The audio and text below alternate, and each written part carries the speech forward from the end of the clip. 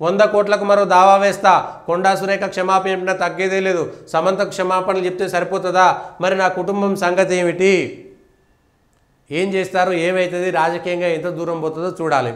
ఒకవేళ 100 కోట్లకు పరువు నష్టం దావా వేస్తారు, వేస్తే ఏమవుతుంది, 100 కోట్లు ఇస్తారా. ఇక్కడ కూడా అరవింద్ కేజ్రీవాల్ మీద కూడా అరుణ్ జైట్లీ, నితిన్ గడ్కరీ ఇట్లాంటి వాళ్ళు పరువు నష్టం దావా వేస్తే చివరికి ఆయన రాతపూర్వకంగా క్షమాపణలు చెప్పిండు, అయిపోయింది, పక్కకు పోయింది. ఇది కూడా అంతే అవుతుంది. 2 రోజుల పాటు వార్తలు ఉంటాయి, సినిమా వాళ్ళు కాబట్టి వార్తలు పెద్దగా వస్తాయి, వాళ్ళకు సంబంధించినటువంటి పత్రికలు టీవీలు కాబట్టి ఇంకా కాస్త ఎక్కువ వస్తాయి, అందులో అడకత్తెరలో పోకచెక్క వీళ్ళను వాళ్ళని కాపాడుకోవాలి, ఇవన్నీ అనేకం ఉంటాయి.